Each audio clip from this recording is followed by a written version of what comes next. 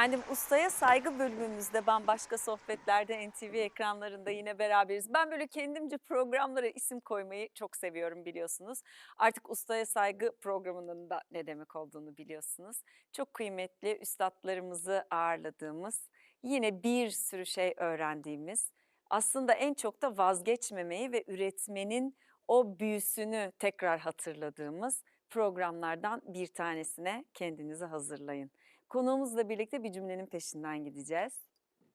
Jack London, tabii ki çok kıymetli bir isim. Jack London da edebiyat dünyasında çok sevdiğimiz eserlerin sahibi.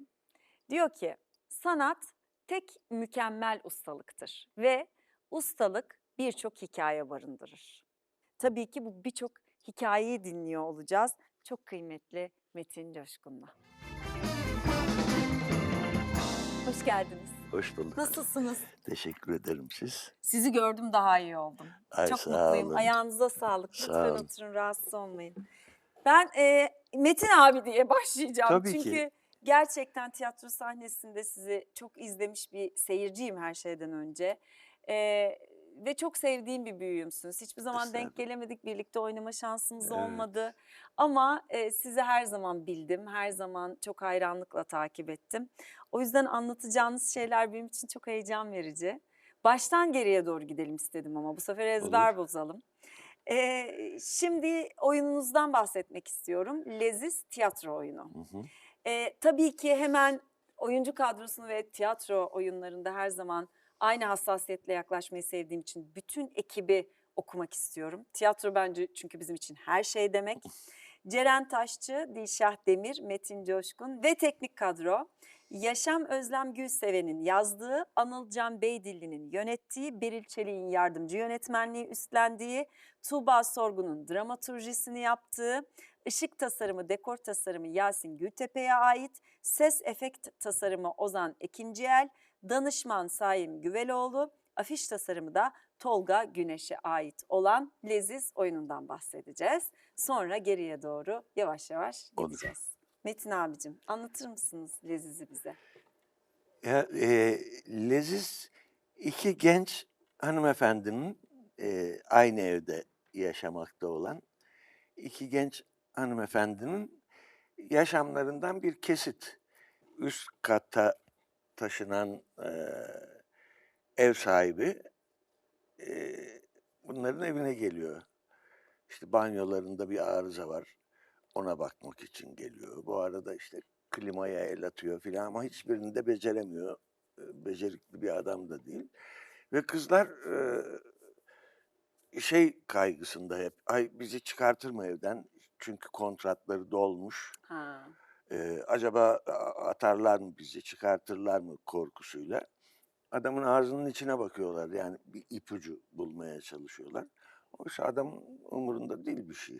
O geliyor işte kahvesini içiyor, klimaya el atıyor, Ama beceremiyor. beceremiyor. Böyle bir oyun yani insan yaşamından bir kesit. Ne kadar güzel. Aslında hayatın içinde hepimizin ilişkilerinin içinde başlığı farklı olur, içeriği farklı olur ama hep bir kaygı var ya hepimizde. Her şeyi bir kenara bırakın yani ekonomik kaygı, mesleki kaygı, dostlarla ilişkimizde kaygı. Hep böyle bir telaş var gerçekten. Bir şey yaşıyoruz, bir an paylaşıyoruz ama içeriden böyle bir heyecanlar, sorular, cevap bulma telaşları aslında galiba bu dönemin en büyük ortak özelliklerinden biri olsa gerek. Böyle biri yardım ettiğinde bir telaşlanıyoruz. Acaba şimdi benden bir beklentisi mi oldu? Yardım etti ama bir şey mi yapmam lazım? Evet, Bana merhaba dedi ama neden acaba? Ya da merhaba demedi, neden acaba? Yani her şeyden işkillendiğimiz ve telaşlandığımız bir evet, zamanda denk gelmiş diye düşündüm size evet, anlatınca evet, bunları. evet öyle. Metin abicim siz tiyatrodan hiç vazgeçmediniz. Hiç, Hep tiyatronun içindeydiniz. hep, evet, Aralıksız. aralıksız. Nasıl başladı hikaye en başa dönmemiz gerekirse? Çünkü çok heyecan verici bir şey var ki ilk sahne deneyiminiz ilkokul 5. sınıfta mezuniyet piyesiyle başlıyor. Evet, Burada bir bilinç var mı? yok, hayır. Yani ne yaptığımın bilincinde değildim o sırada. Zaten çok kısa 10-15 dakikalık Tabii bir ilkokul. oyundu. Ve yani ne yaptığımın farkında olmadan yaptım bir şeyler, çıktım sahneye. Ama onu ben yani tiyatroya başlangıç olarak düşünmüyorum. Tabii ki ama mesela insanın ağzında tadı kalır, zihninde bir an Evet, kalır. O heyecanı sevmiştir ve onun peşinden evet, gider gibi sonuçta bir bağ var mı? sahneye çıkıyorsunuz. Değil mi? Yani seyirci karşınızda canlı bir performans yapıyorsunuz. Tiyatro. Tabii. Ama yani benim için çok belirleyici oldu diyemem.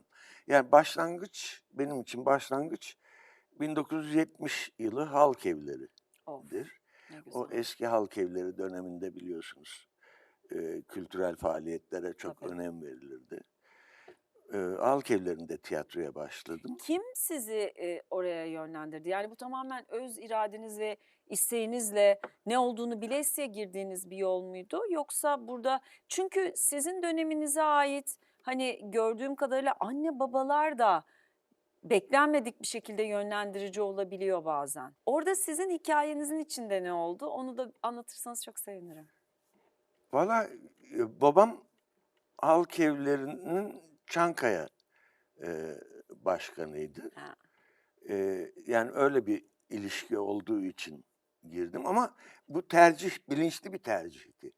Yani tiyatro yapmak istediğim için ne güzel. oraya gittim. Bir zorlamayla ya da tavsiyeyle, öneriyle filan değil.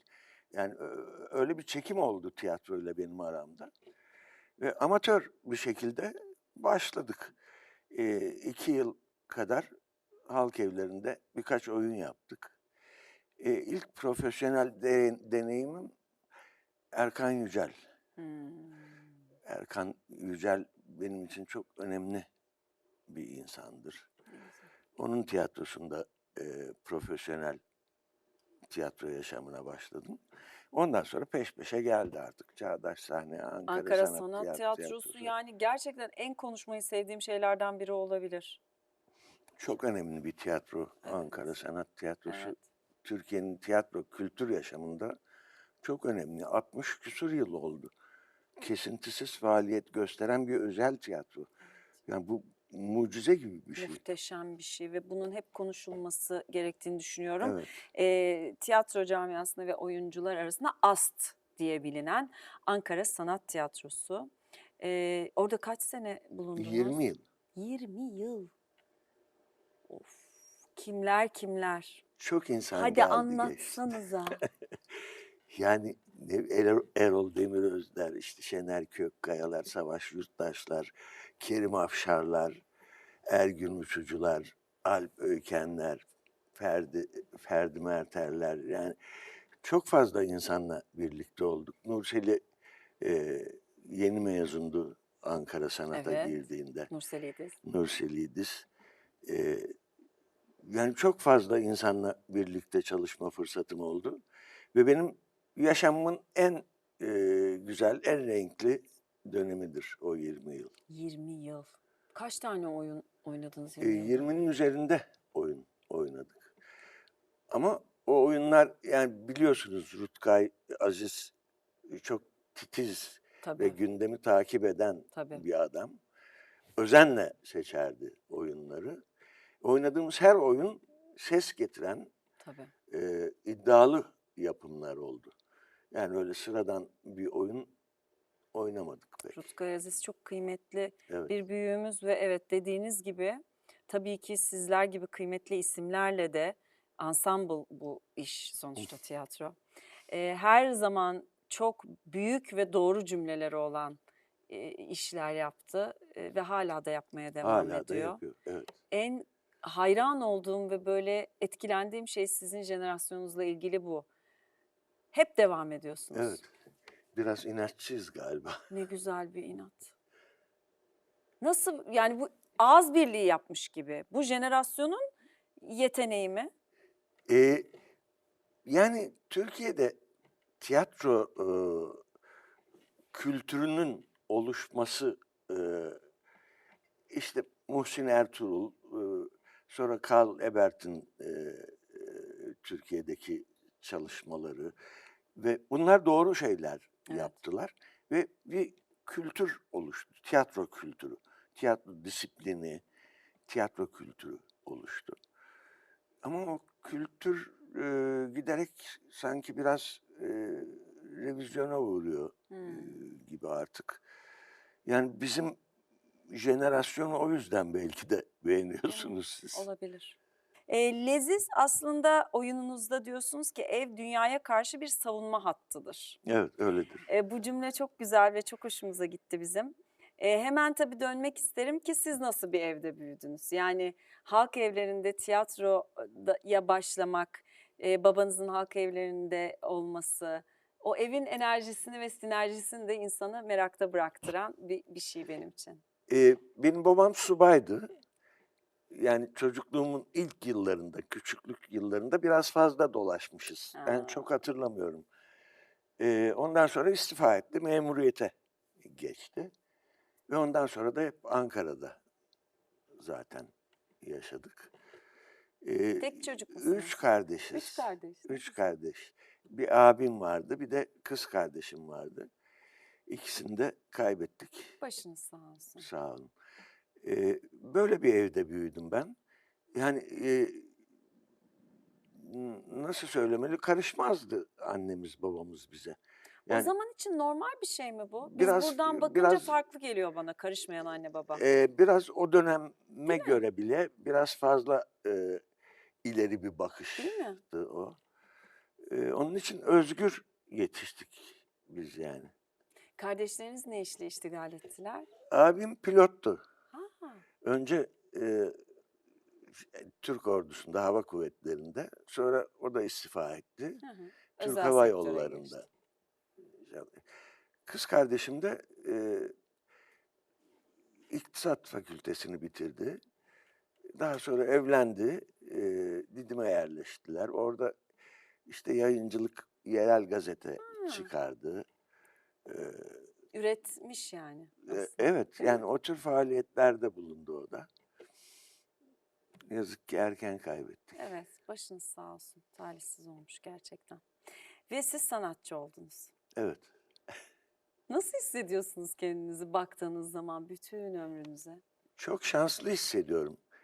Yani insanların büyük çoğunluğu sevdiği işi yapamıyor. Evet, Yani ya da yaptığı işi sevmiyor. evet, Benim kesinlikle. şansım çok sevdiğim bir şeyi iş olarak da yapabiliyor olmak ve hala bununla yaşayabiliyor olmak. Ben bir tek şu süreci şöyle ilginç buluyorum. Halk evlerine gittiniz, tiyatro yaptınız ama ondan sonra arkası geliyor. Evet, Yani şimdi bu zamanda böyle bir şey çok kolay değil ya.